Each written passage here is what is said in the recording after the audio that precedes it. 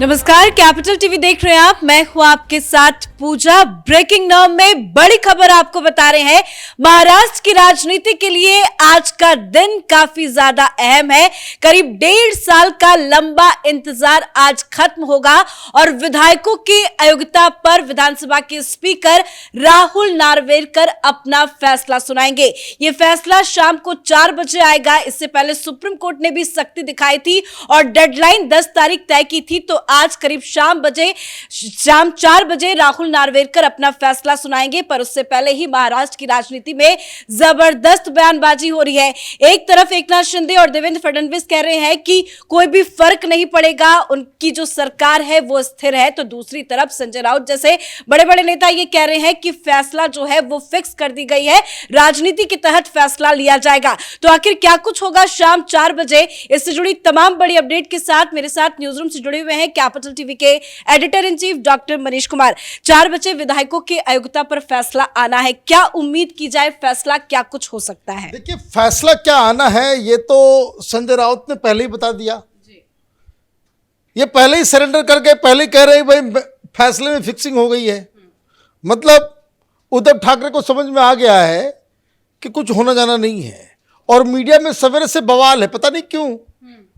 सरकार को कोई खतरा नहीं।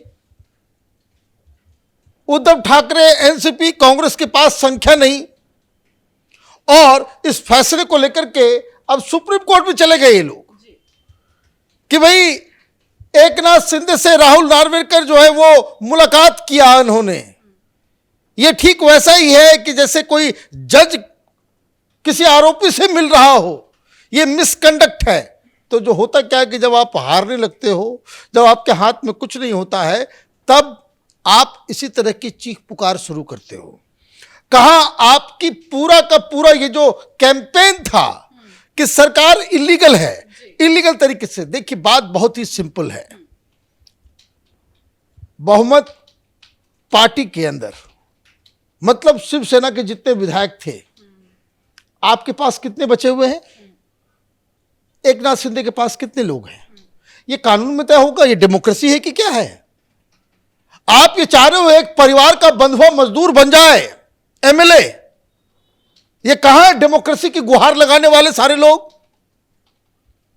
जब आपको जो मन करता है आप वो काम करते हो, अपनी सहूलियत के मुताबिक आप दलीलें दे देते हो।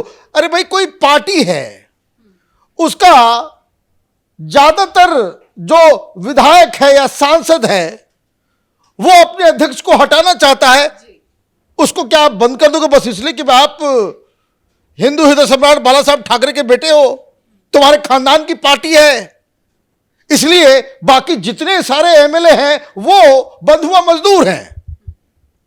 ये डेमोक्रेसी की कौन सी परिभाषा है, ये समझ में नहीं आ रहा। तो बेसिक चीज जो ये है कि अगर डेमोक्रेसी को बचाना है तो जो पीपल्स रिप्रेजेंटेटिव हैं, एमपी हैं, एमएलए हैं, वो कोई पार्टी के रिप्रेजेंटेटिव नहीं है। कोई विधायक किसी विधानसभा में वो सदस्य है, वो किसी पार्टी का रिप्रेजेंटेटिव नहीं है। वो इलेक्ट किया जाता है जनता के द्वारा। तो उसको तो सम्मान करना पड़ेगा। तो ये तमाम दलाल पत्रकार जो दिल्ली में बैठे हुए लुटियन जोन में और ये जो दलाली कर रहे हैं कि देखिए ये तो वहां पे पार्टी को तोड़ दिया गया, ये किया गया। भाई, बेसिक चीज क्या है? वो पार्टी के नुमाइंदे हैं, पार्टी चुन के भेज रही है उनको, या जनता को वो रिप्रेजेंट करते हैं असेंबली के अंदर, तो वो जनता को रिप्रेजेंट करते हैं। अब जब जनता को रिप्रेजेंट करते हैं और बहुमत जो है वो एकनाथ शिंदे के साथ है, तो तुमको मिर्ची लगी तो मैं क्या करूं? फिर तो आपको बोलेगा। इसलिए ये हर दरवाजे पे जाकर के ये लोग अपना सिर पीट के आ चुके। कहीं से कोई इनको राहत मिली? और सदन के अंदर क्या होगा वो स्पीकर तय करेगा। राहुल नार्वेकर जो है वो स्पीकर है, सुप्रीम कोर्ट ने हटा दिया क्या? नहीं हटाया। क्यों नहीं हटाया? क्योंकि आपके साथ भी जो भाई वो इलेक्टेड व्यक्ति है। तो 2-3 चीजें समझ लीजिए। पहली चीज ये कि इतना जो मीडिया में बवाल चल रहा है उससे कोई फर्क नहीं पड़ता, कोई फर्क नहीं पड़ता। ये जो 16 जो जिनके ऊपर जो फैसला आ जाना है, ये 16 को आप सस्पेंड भी कर दोगे, इस सरकार का बाल बाका भी कुछ नहीं होगा, क्योंकि फिर भी इनके पास बहुमत है। तो एक चीज, कोई बहुत बड़ा पॉलिटिकल उलटफेर कि भाई सरकार गिर जाएगी तो मुख्यमंत्री को रिजिग्नेशन, ये सारी चीजें नहीं होने वाली है, नंबर 1। नंबर 2 कि भाई इसका बस एक ही फायदा जो उद्धव ठाकरे उठा सकते थे कि देखिए हमारे साथ धोखा हो गया। वो क्राइंग बेबी, पहले तो ये लाशों की बात करते थे। जब एकनाथ शिंदे असम चले गए थे, कामाख्या मंदिर में पूजा कर रहे थे, तो संजय राउत और उद्धव ठाकरे के गुट की तरफ से भाई कैसे आओगे मुंबई, देख लेंगे तुमको, बिना शिवसेना बिना ठाकरे परिवार के नाम के तुम मुंबई में पैदल चल के दिखाओ। पैदल चल के सड़कों पे क्या, तुम्हारे सिर पे बैठ गया, मुख्यमंत्री है वो। तो ये सारी चीजें आपने धमकी दे दी, आपने बहुत सारे विधायकों के परिवार वालों को टॉर्चर किया गया। ये कौन सी ये प्रजातंत्र का, ये कौन मोहब्बत की दुकान वाले हैं, ये सब मुझे समझ में नहीं आता। आपको जो काम करना था आपने कर लिया, और अंत में जब फैसले की घड़ी आई है तो आप कह रहे हो कि भाई जो रिजल्ट जो है फैसला है वो फिक्स हो गया। ये एकदम क्रिस्टल क्लियर है कि एकनाथ शिंदे के पास संख्या है, सरकार हिलने वाली नहीं है। देवेंद्र फडणवीस का भी बयान सामने आ गया। लेकिन इस तरह की राजनीति क्यों संजय राउत या उद्धव ठाकरे की तरफ से किया जा रहा है? खिसियाई बिल्ली खम्मा नोचे, ये इनकी हेकड़ी निकल गई। ये जो दंभ अहंकार, क्या जिसको पीट देंगे उसको गाड़ देंगे, उसकी लाशें गिरा देंगे उसमें, ये सब हेकड़ी जो है उद्धव ठाकरे एंड कंपनी की बाहर हो गई। हिंदुत्ववादी जो वोटर्स थे वो दरअसल सत्ता आदमी के दिमाग के ऊपर जब चढ़ जाता है तो वो वैचारिक रूप से करप्ट हो जाता है। तो ये जो वैचारिक करप्शन जो आया उद्धव ठाकरे में, उसका ये नतीजा है। आप इस हाल में पहुंच गए कि प्रभु श्री राम के मंदिर का उद्घाटन हो रहा है, छटपट कर रहे हैं कि भाई न्योता आया नहीं आया। भाई आप न्योता लेने लायक भी बचे हो क्या? आप एनसीपी के साथ, आप कांग्रेस पार्टी के साथ, जिन लोगों ने इस मंदिर को नहीं बनने दिया, जिन लोगों ने लगातार विरोध किया, उसके साथ खड़े हो गए, तो वो तो कहानी अलग है। लेकिन जब इनको मालूम चला कि भाई आज फैसला होने वाला है, तो कहीं से कहते ना भाई किसी तरीके से मामले को जीवित रखो। स्पीकर को भी बोलना पड़ा कि ये चीप पब्लिसिटी है। भाई चीप पब्लिसिटी। मैं आपको दूसरा स्टेप बताता हूं। 4 बजे फैसला आएगा, फैसला को सुनते ही ये फिर सुप्रीम कोर्ट चले जाएंगे कि हमारे साथ अन्याय हो गया। भाई असेंबली के अंदर जो कुछ भी, जो सबसे बड़ा फैसला लेने वाला कोई व्यक्ति है वो स्पीकर है। सुप्रीम कोर्ट क्या करेगा इसमें? सुप्रीम कोर्ट क्या करेगा इसमें? ये लोग हर बार सुप्रीम कोर्ट जाते हैं। भाई जब इनके होम मिनिस्टर, इनको सजा हुई तो फिर ये सुप्रीम कोर्ट गए, ईडी का गलत इस्तेमाल हो रहा है, वो हो रहा है, वो हो रहा है, क्या हुआ? सुप्रीम कोर्ट से भगा दिया गया। लेकिन पिछले दिनों सुप्रीम कोर्ट ने ही ये निर्देश दिया था कि स्पीकर को 10 तारीख तक फैसला लेना है। अब ये दोबारा सुप्रीम कोर्ट जाते हैं तो क्या कुछ ऑप्शंस खुले? ये भाई ऑप्शन इनके पास यही हो गया, हमारे साथ अन्याय हो गया, ये फैसला ठीक नहीं लिया गया। और उसी के लिए इन्होंने ग्राउंड तैयार किया। क्या ग्राउंड तैयार किया कि राहुल नार्वेकर जो स्पीकर है उन्होंने चीफ मिनिस्टर से बात कर ली। अरे भाई ये कहां लिखा हुआ है कि स्पीकर वो चीफ मिनिस्टर से बात नहीं करेगा? यहां तो दिल्ली के अंदर तुम्हारे इंडी गठबंधन में वो जेल जाता है, उसको पूछताछ के लिए बुलाया जाता है, संजय सिंह को या केजरीवाल को, मनीष सिसोदिया को, तो स्पीकर जो धरना देने बैठ जाता है सड़क पे कार्यकर्ताओं के साथ। अब ये बताएंगे भाई कि कैसे नॉन पार्टीजन होता है स्पीकर? इसके लायक तुम लोग रहे हो?